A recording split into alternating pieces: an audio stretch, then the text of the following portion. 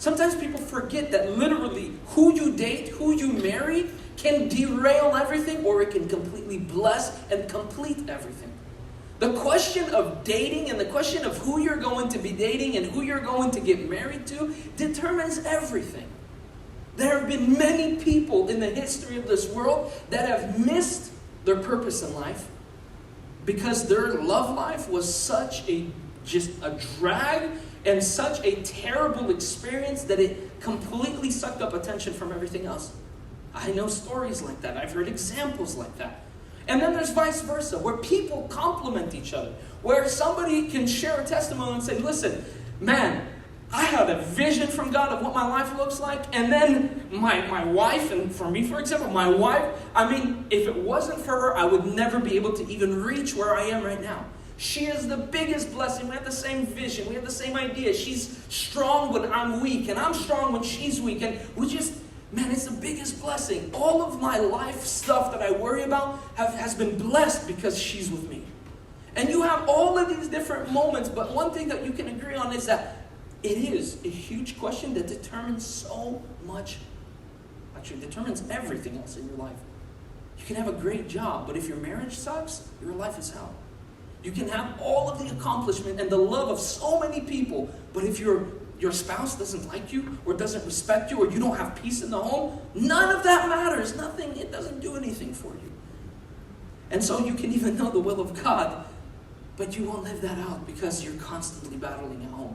So I understand that this is something that is huge and big. Now, I started with something very, I don't want to say negative, but it's pretty heavy. When you think about it, that's a big question. And when you put it in the context of how I just put it, it's like a weight that just drops on you. And it's like, okay, this is serious. I can't mess this up. And here's where I really want to come in with a message. Here's the moment that I think a lot of us live in. Who grew up in the church? Who grew up with a Christian background? Okay, most. We grew up with a lot of information. We grew up with a lot of examples in our life. We grew up hearing about these kinds of things and living for God and having the right person to marry. We've heard it all from a Christian perspective for so long. And it's been the biggest blessing. At the same time, it's kind of been something that's messed us up. Everything that I just said before this, the weight that I put on you, it's good, but at the same time, it's that specific weight that has screwed up a lot of people. People ask, why is it so hard to date in the church? That's my greatest question. Me and the pastors of our church, the church board, we've had fireside discussions about this. We've had, we're on a church board retreat and there's all kinds of questions, and one of them we'll just spend some time talking about is, man, why is it so hard for people to get into relationships today? And I'm not going to pretend and say that it's a simple answer, but I do think that one of the biggest reasons why it's so hard to date in the church is because it has become too complex for its own good. The weight of responsibility that we feel has become so heavy that for many of us, it's paralyzed us. That's kind of what I feel. Now, if I'm wrong, you can come up to me and correct me afterwards, all right? But I feel like there's a certain paralysis amongst young people today in the church, and it has a lot to do with the fact that it is such a great responsibility that you don't know where to start. To compound that problem, you have social media, which makes every little move anyone makes completely public. It makes every little failure a huge failure for everyone to see.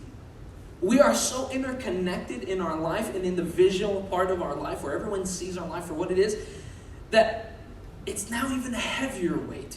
Because you almost feel like you got to get it right the first person you meet.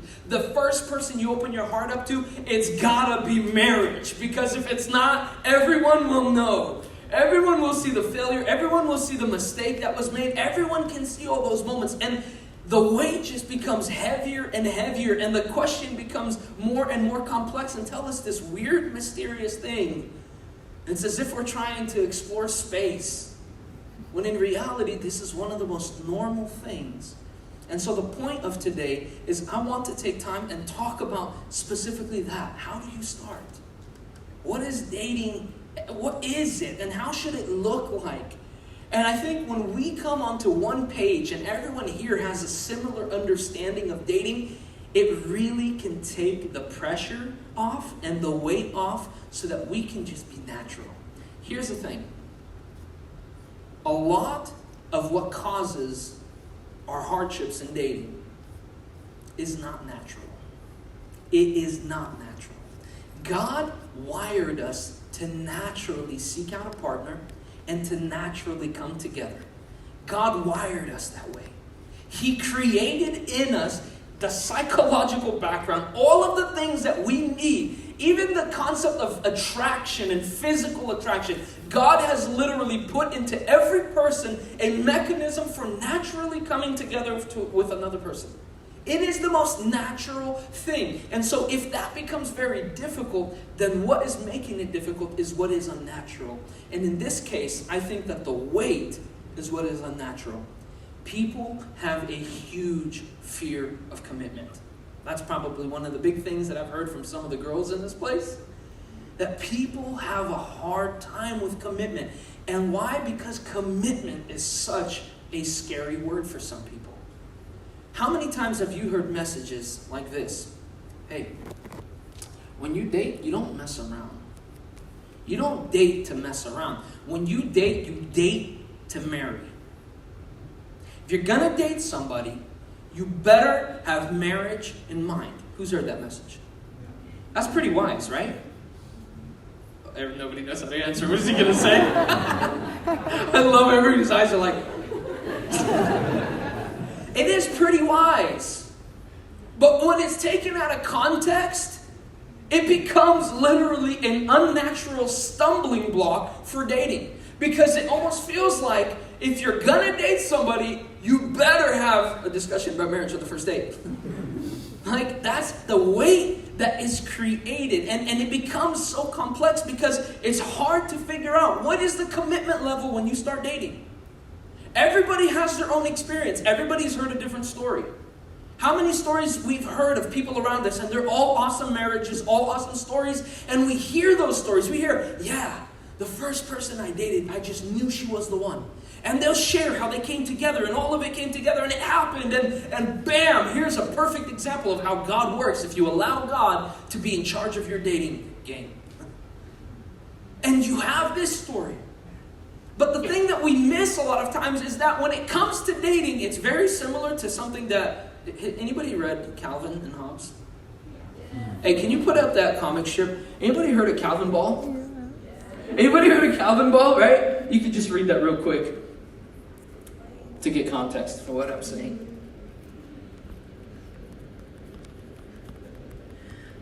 Calvin Ball is the best sport there ever was. Calvin Ball is you just start and then you make up the rules as you go. You figure it out as you go. And that's the beauty of this game. Anybody who ever tried to play the game with Calvin and Hobbes, it always ended up negative because they're used to things being very formal and very step by step. You have your rules and they're the same game from game. Calvin Ball was very different because it's very natural. If today Calvin is losing, he could just change the rules and now it's a new game. And Hobbes was excited about it. Dating is very similar. Every story is going to be unique. Every story is going to be very different.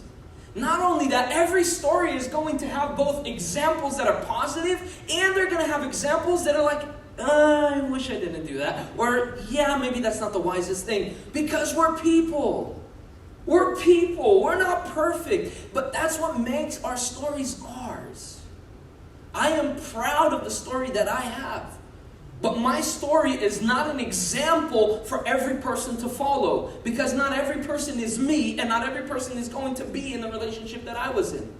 I can share from here. You know how amazing it is to have a long-distance relationship?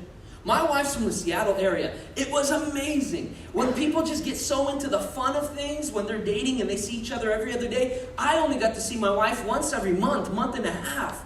And so what we did a lot of times is talk over the phone. And we just talked about life, and we talked about so many things that are so awesome because we got ready for marriage through our conversations. And that's thanks to having a long-distance relationship.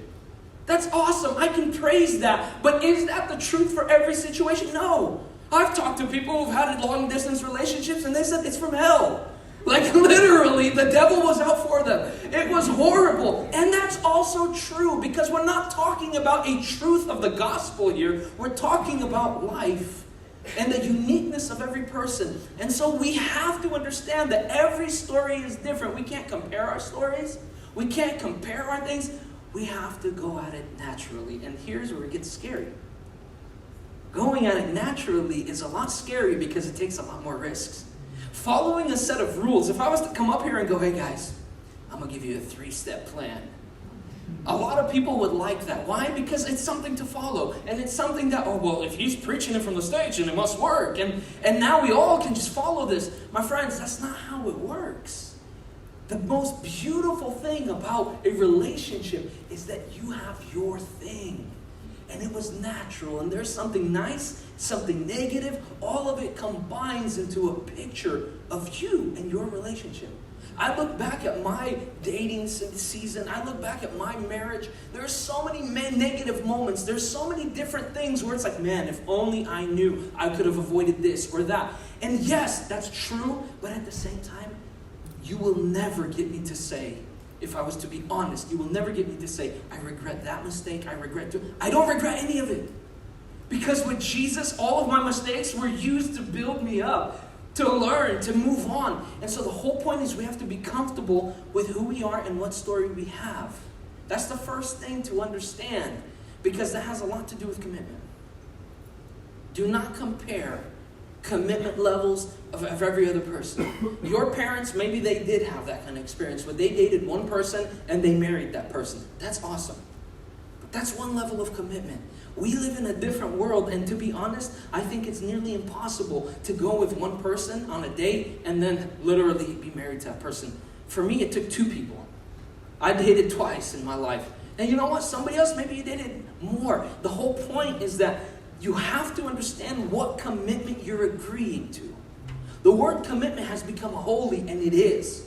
Because a marriage vow is commitment, and that is sacred and holy. But when we're talking about dating, commitment is something different. Do not equate commitment of marriage to the commitment of dating. Because the moment you do that, you are definitely putting yourself in the no-go zone. You are definitely putting yourself in a situation where it will be nearly impossible for you to date. Because what you're trying to do is find somebody without ever being one-on-one with them, without ever knowing who they are for real, just going off of them in a social circle, just going off of what you've seen on their social media, and you're trying to determine whether this person is for you for life without ever going on one date. That's ridiculous. That is impossible. You cannot assume those kinds of things. That's why there is the dating game. And so the first thing that I want us to understand is that when we date, we have to chill out. Please, let's chill out. And this has to do with both people. If somebody expects, and this is a lot of times, this is kind of the story that we've heard, talking to certain guys. Guys are like, I'm afraid to go out with somebody because if I go out with them and it doesn't work out, then they're going to either be very hurt, and I don't want to do that to somebody, or they're going to share with their friends and I'm going to gain a negative reputation. My friends, that destroys the dating game, period. That destroys it. And so I want to say that we have to drop those kinds of things and chill out, because dating is supposed to be just that first step. Dating has only one, when you ask somebody out and you're going on the first date, it has only one point. Not to commit to each other. Not from the first date. It's just to get to know each other. You will be surprised how much you can learn and what you will see in a person if you get them outside of this social circle. Y'all know the church zone, right? You know the friend zone, and then there's the church zone. It's the same thing, but scarier because the devil's involved. The church zone is real. We are all brothers and sisters in Christ. And that is not going to happen. Because we are one family in Jesus and we are all related because we are all brothers and sisters in Christ, ain't nobody even open to the idea of dating. The first thing we have to do is we have to break that zone. And everybody says, well, how do you break it? That's like the talk of the town. Nobody knows how to get out of the friend zone. The reality is that the reason people don't know is because they make it too complicated. Dating is the answer. Just taking somebody out on one date where both people understand that we are not committing to anything. We're just going to spend some time one-on-one just to see who we are. That's the way you get out of the friend zone. When both people have the realistic expectation that we're not committing to anything. This doesn't even mean that we're dating. I'm just going out to see who you are on your own. The only time I ever talk to you is at church. What kind of conversations? Well, the conversations you have in church are very governed, right? Usually it's after prayer, after worship, after some sort of thing. It's very governed and it's very specific.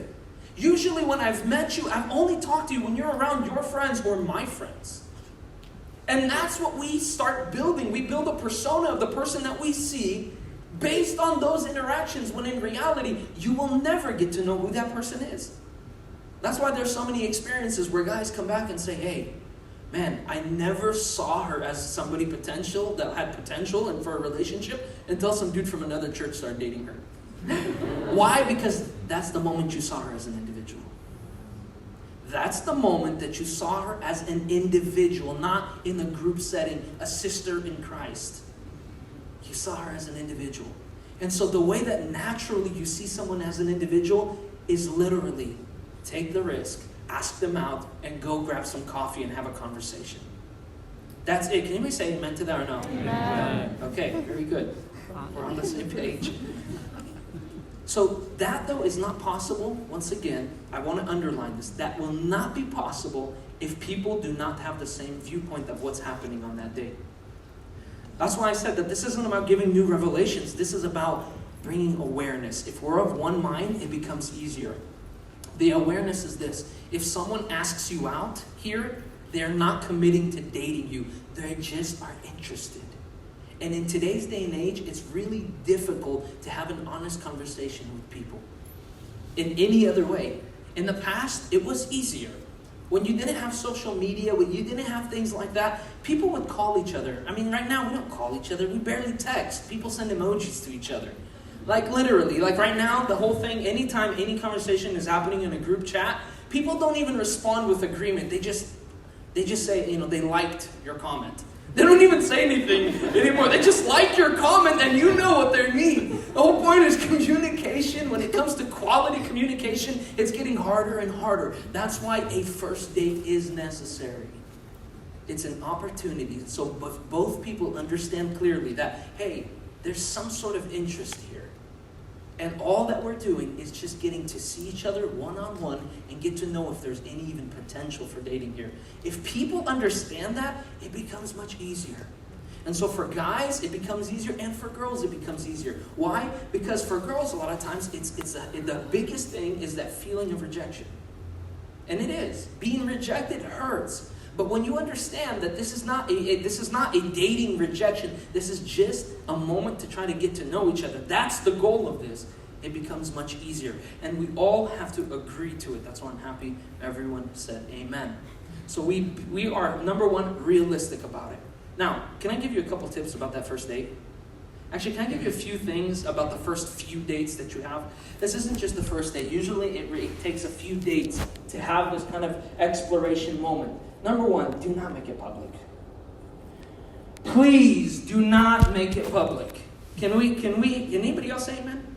Amen. Do not make this public. Do not post anything. Do not take a picture with anybody, because the moment you do it, you're literally raising the bar.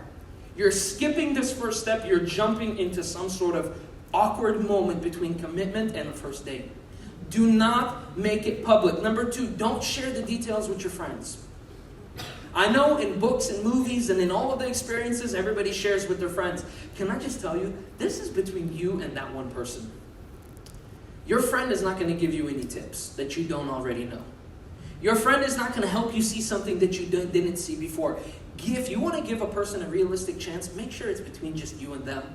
Don't have somebody tell you in your ear what to do on the first date, how to approach it, or give you some background information on her. Don't do that. Don't do that. Maybe she rejected him. He has a reason for sharing some of those things, and it's not genuine. It's because he's hurt. The whole point is, do not make it public. Do not involve your friends in it. Do not post it on social media. And when you do, those first few dates go by, and you finally feel like, you know what, okay, this is going somewhere. I'm transitioning to a moment where I think we can start dating and have that commitment level kind of start being introduced. And you feel that and you're like, I think we're ready to go public. Don't. Don't. When you feel ready, wait another 2 months. All right? Don't. Here's the thing. A lot of people post these moments without realizing why they post this stuff, why they make it public. In reality, a lot of times, and this isn't everyone, but a lot of times it's a feeling of affirmation. What you're doing is you're seeking a certain affirmation. You're seeking something from making it public. You're trying to make it public for a reason, but those reasons are never worth it. I don't care what your reason is. It's not worth it. Because the moment you make anything public, I don't care even at what level of commitment it is in the beginning, you are putting yourself in a very difficult situation. You are now in front of an arena of people. And now you're not just trying to figure it out on your own, you're doing it in a reality TV kind of a series. That's exactly what happens. That's what it feels like. And who needs that added pressure? And so those are a couple things. Make sure in the beginning, do not make any of this public. Number 2, if you want this to be easy, make sure both of you have the same understanding that we talked about, where you know that there's no level of commitment on the first few dates. Number 2, be comfortable with who you are. This is such an easy thing to say, but so very difficult. If you're going to be dating, and in all of your experiences, all of your moments where you've dated somebody, you just have constantly negative moments, negative experiences, it may be tied to the fact that you are not comfortable with who you are. Once again, this has to be natural. And the way that it's natural is when you are who you are. You are yourself. You're not trying to sell yourself. You're not, going detailing your car when you're selling it, right? You detail it, you clean it like it's never been cleaned before. And now no, my friends, yes, you do want to take care of yourself. You do want to project and be in your best mood, 100%. But you have to be comfortable with who you are. Because if you're not, the moment you introduce something that is not you, once again, you are creating an opportunity for it just to fall apart. It almost dooms it from the beginning. Because instead of being a natural exploration process where you get to know somebody, what it ends up being is an act that you have to keep up. What it ends up being is you're trying to prove something. Or maybe you really like this person, and so you're trying to gauge what they like, and you're trying to fulfill that. But this stuff is true. This is what we all deal with. Every person has this battle within them. I want to make sure that we're talking about this very openly and honestly. You cannot compromise who you are. Because not only does it create an act that you have to keep up, but there's another thing that it does. It ruins your way of assessing a person. Where the first few dates are meant to assess another person and to see if they're good for you, if they're compatible, is there anything to build off of here? What you're really doing, you're not even assessing, you're busy acting. And so even the assessment process doesn't happen. So you have to be as natural as natural as you are. Be who you are. For this first step, dudes, guys, seriously, can you be a man? Hey, this is not, no peer pressure here, no peer pressure. Girls, who here, females, let's please be open. Who here agrees with this statement? A lot of guys are so scared to make the first movement. I'm just waiting for some dude to finally make the move. No. No pressure. Wait. Is it just... How many girls here, you want the guy to make the first move? You can raise your hands higher. It's okay.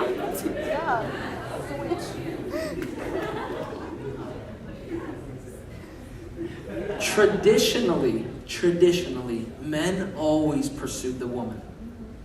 Can I tell you something? I don't care what anybody thinks about modern time, but this isn't the days of the Soviet Union. We live in a different age. I'm a strong, independent woman, and you are. But here's one thing that never changes, the way God wired us. What never changes, I don't care what culture changes, one thing that never changes is the way that God wired people. And the way that God wired people is exactly that. Guys, you have to be courageous from the first step. You have to make a move. I'll give you my little experience. My little experience. So, I met my wife. Her sister is married to my cousin. So her sister from Seattle got married to my cousin here, and I met my wife at their wedding. Bro, she was like 13. I was young. But she caught my eye. You know, that high school kind of love, right thing. Well, she was 14, sorry. She was in high school. But the whole point is...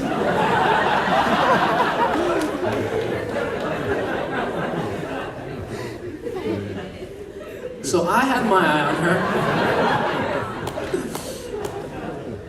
And she not just caught my eye, but there was something about her. She was like, for her age, she was running around, like taking responsibility, doing certain things in the house. I was there right before the wedding. She was like helping prepare, and I was like, well, that's something interesting. And then, as a group of friends, we all went out to like a coffee shop or something, and everyone was talking, and I ended up somehow, miraculously, magically, next to her, talking to her. And when we were talking, everybody was making like jokes, and there was like all of this like kind of stupid conversation going on. No judging. It's just, we were young. But for some reason, me and her sparked a God conversation. A conversation about like God. And it wasn't funky, and I didn't hit on her with any Christian dating lines and tell her that she was created by God. And no, we just had a natural conversation, but something surprised me because she was very mature, and I was really like surprised by that. And that was my first experience with just introduction of who my wife was. Now, we were young, and the next few years, we went up to Washington because now we're somehow, through my cousin, there's friends and family relations. Not by blood. But now there's connections, now there's excuses to go to Seattle. So we would go with groups of friends, and their family was really open. They always hosted everyone, so we would stay at their house and all of the fun stuff. And she would come down here and visit her sister. And so we had these social interactions in a group. Now, I got her phone number. Yes, it was the best excuse ever. My wife and her mom, they're like, if you picture a magazine cover of a garden, that's like their backyard at home. They had the most beautiful backyard because they're really into flowers and all of that kind of stuff. And we were at a nursery with my parents, and I needed to ask for some advice about some flowers you're going to buy. Of course. So I got her phone number through somebody else because I needed to ask about flowers. And so I called and I asked on flowers, and now I had her phone number. Long story short. But the whole point is we just kind of started having a conversation. She'd come here. I remember she came here, and we were all going to hang out in a group, but magically it didn't work out, and it just was me and her. And we ended up at Starbucks, and we were just sitting there and talking for like 5 hours. And so we had a couple of those interactions, but we weren't dating or anything. Not in her mind, not in my mind. Finally, I'm like, you know what? We talked. I look back, I'm like, for the last 4 or 5 months, we've been talking on the phone every day. And yet we're completely in denial. We're just talking every day. But there's another caveat. I'm like, hold on. All of those conversations, I'm the guy who's making the phone call. Not once in the last 4 or 5 months of our conversations did she call me. I am calling her every single time. And it hits me. She's one of the nicest people. She's very courteous. She doesn't want to offend anyone. And it hits me. She's probably really doesn't like me, and she's doing it just because she doesn't want to offend me. She's answering the phone call, but she's never called me. So I'm like, okay, well, this is kind of a development. So I that evening, I got the guts, and I'm like, hey, here's the thing. Over the last few months, and I lay it out on the table for her, and I'm like, look, this is kind of my way of checking if you're interested. Call me tonight. You call me tonight. I won't call you. You call me if you're interested. So I hung up, and I was in Florida. She's in Seattle. 3-hour difference. So I'm waiting for the evening. So when it's 7 p.m. there, it's 10 p.m. in Florida.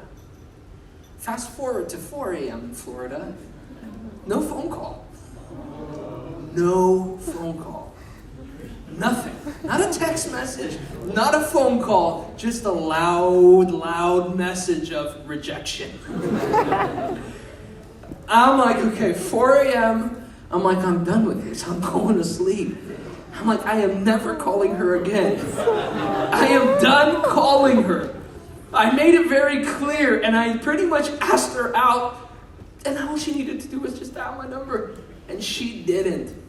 So the next day, I'm not going to call her, but I do text her.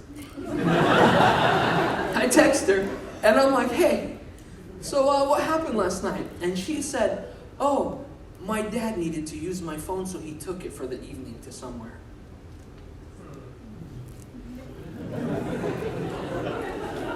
Okay. All right, we can see. So, attempt number 2. If you're really interested in me, if this is something that you're interested in as well, let's make it happen tonight. Call me. 4 a.m. rolls around. She doesn't call me. She does not call me. So then and there I said, got it. And I said, I'm done with this. And I did. I felt rejection. I felt hurt. But I said, I'm done. And we didn't talk for, I don't know, a year, probably something like that. We did not talk. I was rejected the first 2 times. Now, looking back at it now and talking to her, she was like, my phone broke. And she was one of those people, she would not call anyone. She didn't use that as an excuse. We're together now. There's nothing to hide. There's nothing to hide. But she did not. She was like, I'm old-fashioned. My dad, she got her phone, driver's license at 18. She got her phone somewhere around 16, 17. She was kind of old-fashioned, and I found out about that later. But that feeling of fear, that feeling of fear of rejection, all of those moments, I had to go through that, and I experienced it. So I know exactly what I'm saying when I'm saying, guys, you have to be courageous. But this is the thing. You have to be the person who takes the first step. God wired us that way. And no matter what a woman says to you, I guarantee you, somewhere deep inside, maybe later, once you're married, it will come out how much she respects you for the fact that you reached out to her first. Now, in no way am I saying that if there's somebody here and you're engaged and she asked you out, you're doomed. That is not what I'm saying. But the most natural way and the best of ways is for the guy to take the first step. And so when we talk about that first date, guys, you know what you need to ask somebody out? You know what you need? You just got to be attracted to her. Girls, I'm just going to say it very plainly. A guy will not marry a woman that he's not attracted to. And that's fine. You can like it, you can hate it. The point is, men have to physically be attracted to the woman that they marry. It is what it is. And that's why guys do look at you and they make a judgment call from the get-go. And as much as that sounds bad, there's other guys that maybe one guy rejects you, he's not attracted to you. There's another guy that is attracted to you. We are all different, and God created us that way. And men will always follow attraction. That's the natural thing. And so when we talk about a group of people like this in the church zone, in reality, the way to get out of it is to take that first date. But how do you go out with somebody? You just need basic things to go off of. Don't assess a person and say, is she marriage material? Is she compatible with me? Does she? No! All you gotta do is, are you attracted to her? Yes. Is she obnoxious? No. Ask her out. Ask her out. Go on a date. And if both of you know that it's just a date, that first date, there's no commitment to it, you can have that first date and you can find out real quick. You can find out very quick, man, I'm shocked, I'm surprised. I always saw her this way in a group setting, but here I'm seeing her in a different light. That's how it works. That's how it's meant to be. You will be shocked and surprised how your eyes can open and how a sister in Christ can become a future spouse. Yes. You guys aren't even clapping for that kind of stuff. You guys are sad. This is sad. 3 kind of stages of attraction. We're going to finish up. Sorry. It's 8:40. Should I just finish now? Okay. 3 stages.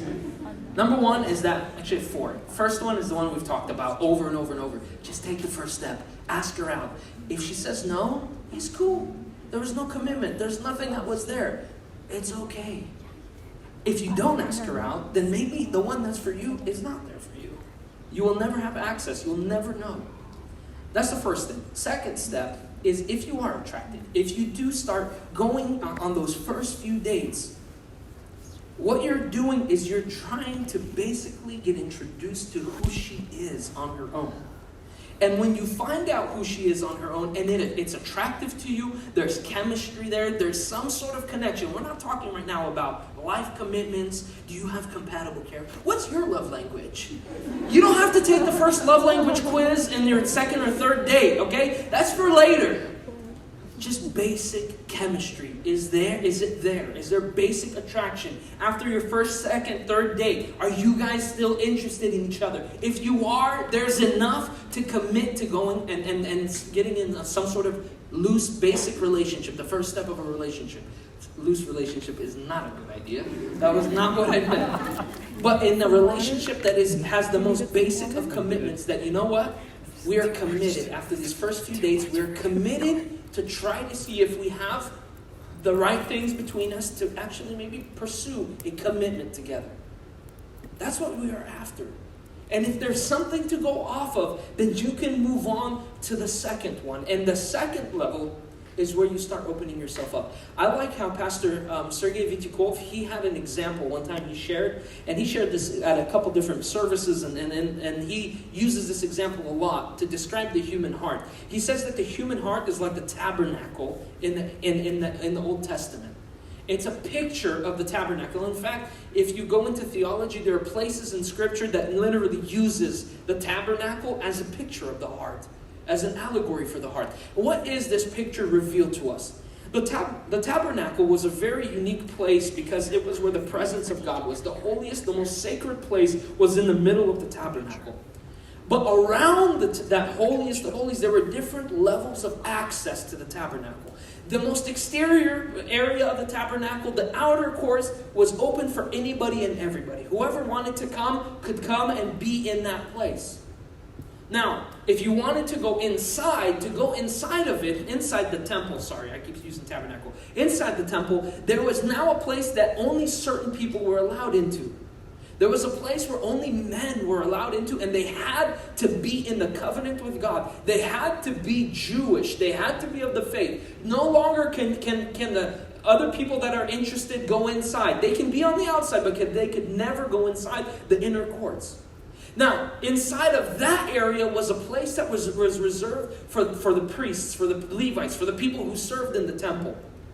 And that place, no one else could go. If you were not part of the Levite clan, you could not go inside. You had no access to go there.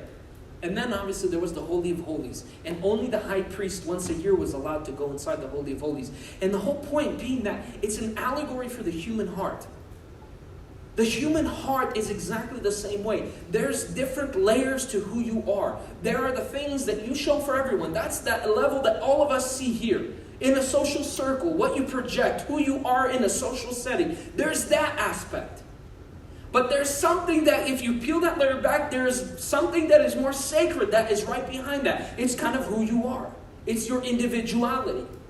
There's that moment, and you don't reveal that just to anyone. You don't reveal that to everybody publicly. You only start revealing that to somebody who you have some basic trust built up with.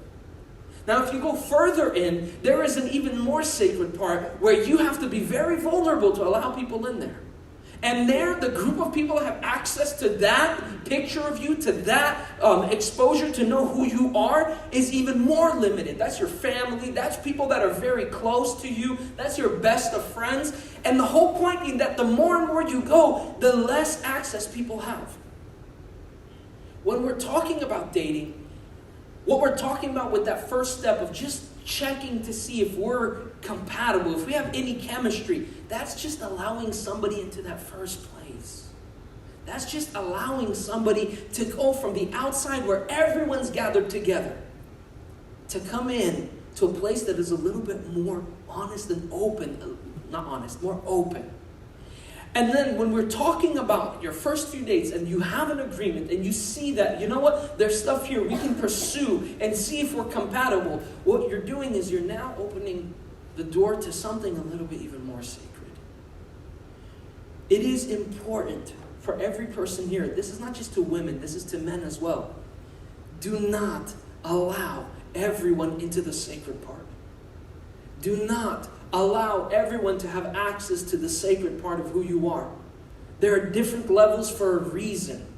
And the whole point is that sometimes on the first date, people open up the most sacred thing. And you know what happens? The dude walks away scared.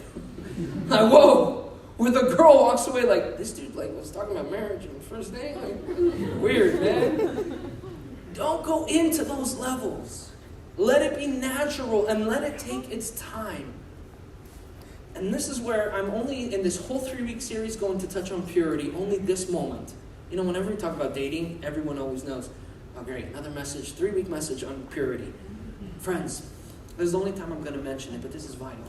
The Holy of Holies is something that is reserved for one person. The Holy of Holies, the sexual moment of who you are, the most intimate part of a relationship is reserved for only one person. And not only that, it's not reserved just for one person anytime. It's reserved for a person under specific circumstances. In this case, a commitment of marriage.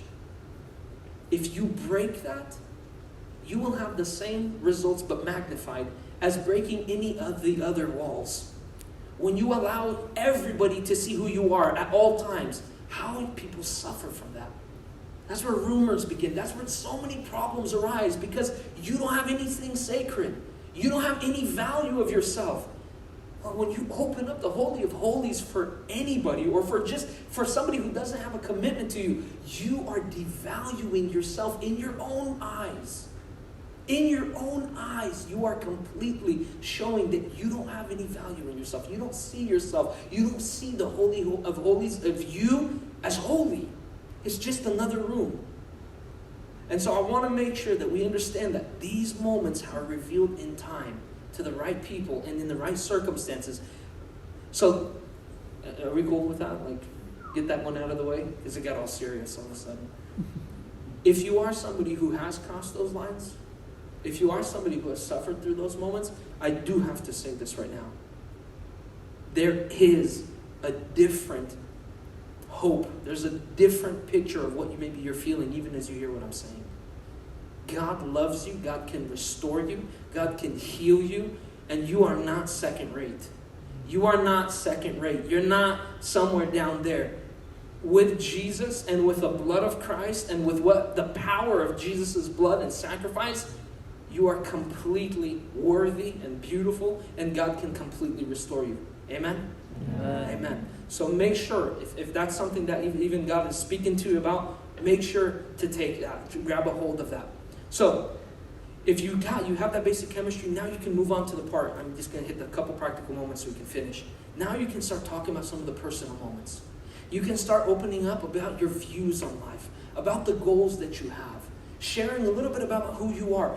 I don't know how to describe it, but every time that I have the greatest feeling even of love isn't just a feeling, but when I do experience the greatest love inside, where I'm like, man, for my wife, I'm like, I love her so much, and I'm humbled by that love. When I feel that, the thing that I'm trying to like picture in that moment, the what I love in her is just who she is. is. I don't know how to describe it. It's her soul.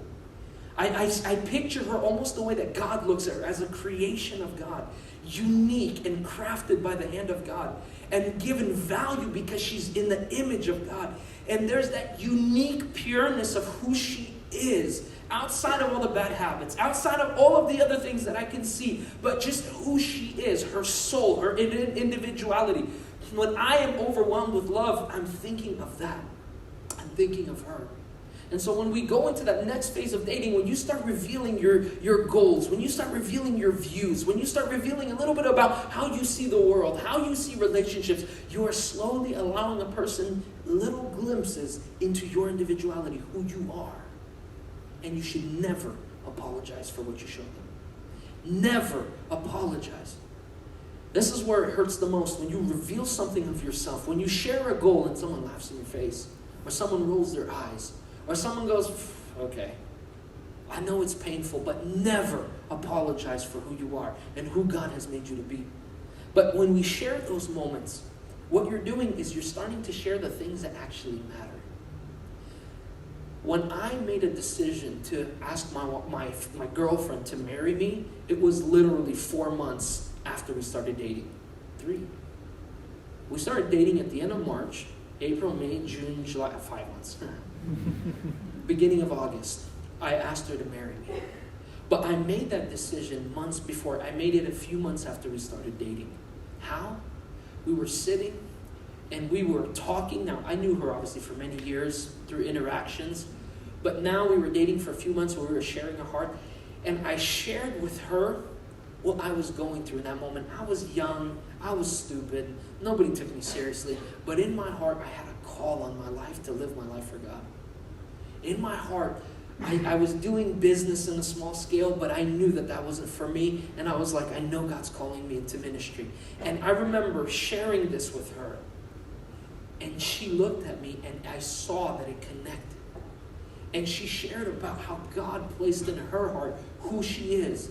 And we were in this moment where we were just revealing to each other what God has been doing and what God has been giving us glimpses of our future, what it would look like. And it was coming together. It was coming together. And then I asked her a crazy question that God asked me, and I took months to answer. Where God asked me, would you give up everything if I asked you to give up everything? Would you give up all the comforts of the world, everything that you have, and do what I tell you, no matter what it is? If I asked you to move to Ukraine and live in some village and never have a church, have a tiny group of 5 people that are in your church, and that's the only thing, no one will ever know who you are. Will you do that if that's my will for you? I said no, but it took me 3 months to get to a point where I said yes. And I remember sharing this with her, and I'm like, look, you were born in the U.S. She's born here. Her family, even though they're more conservative than my family, but at the same time, her siblings, a couple of her siblings are married to American girls. She's very American, and she can barely speak Ukrainian. She's got would you give all this up and move to that scary place of Ukraine if God asked you to move? Would you agree to that? She's like, I don't like Ukraine.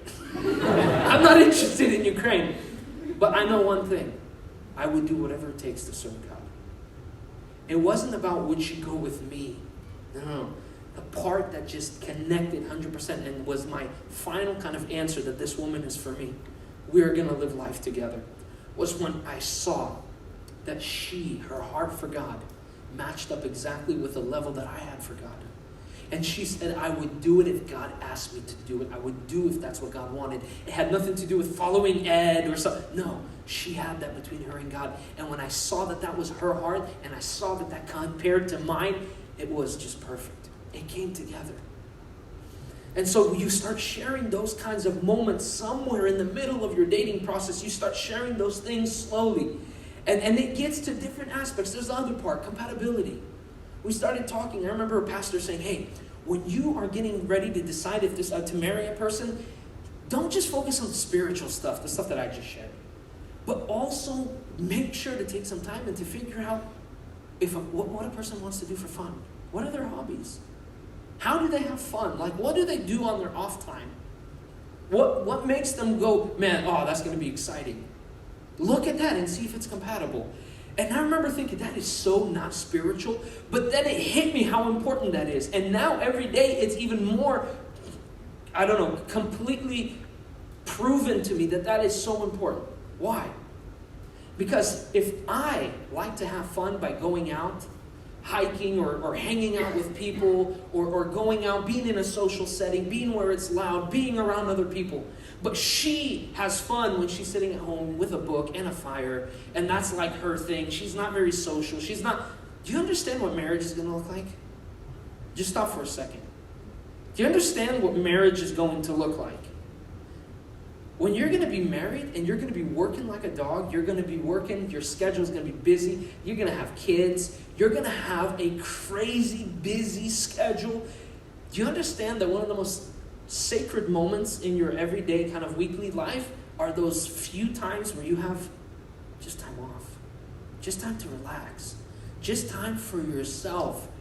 Now, if those times, those few times where you have time for yourself, for you to truly relax and have fun, you have one vision of how to spend that time, but your spouse has a completely different vision, do you understand that each time somebody's going to be suffering and somebody's going to be having the time? For me and my wife, you may laugh at this. We found this little thing that we do together just to relax, and we both love it. We get in the car and we just go for a drive.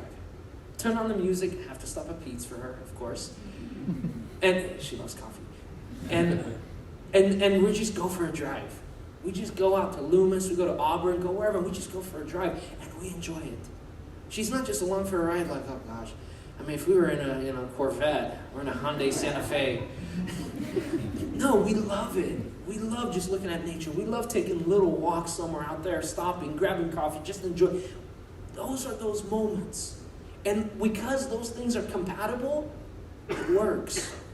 Where are we not compatible? Here's another thing. Here's what kills relationships. Unrealistic expectations. Looking at a person and expecting them to be 100% compatible. I mentioned the things that are the most important, and I would suggest make sure that these things are compatible. How you like to spend your time and your goals for life, your view of your future life, your calling, your ministry, what financial situation you'll be in. You have to agree on those things and be compatible. Or else, number one reason for divorce is money. Differences of money. When a person gets married and a guy says, you know what, I'm going to be in ministry, that means we're not going to have a lot of money. But the woman comes from a different family where she always had stuff, and now she expects, she's raised that way, she has a life, and she expects to have a bunch of stuff. Do you understand what problems can arise?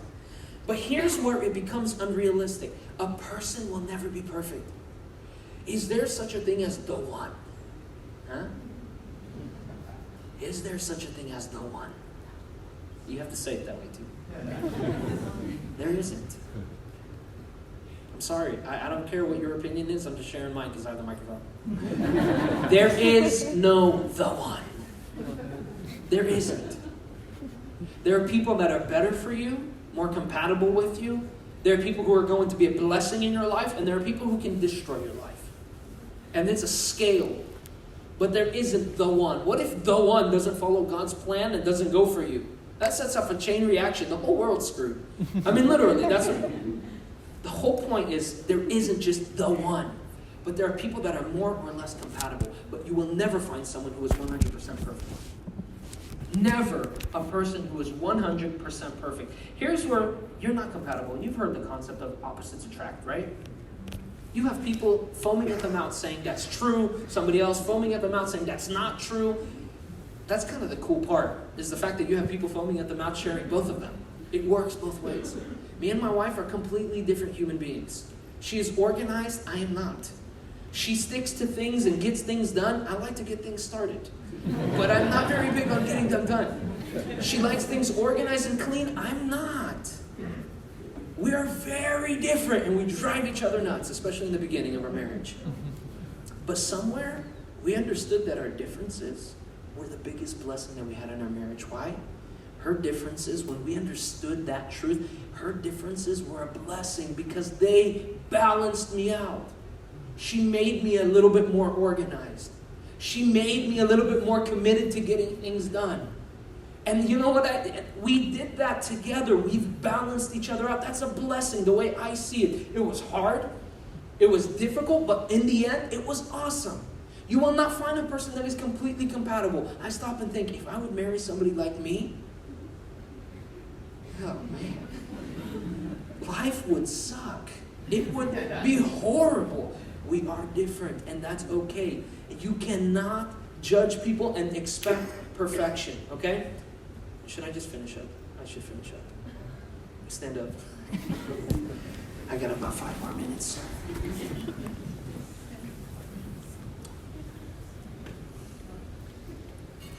My last little thing.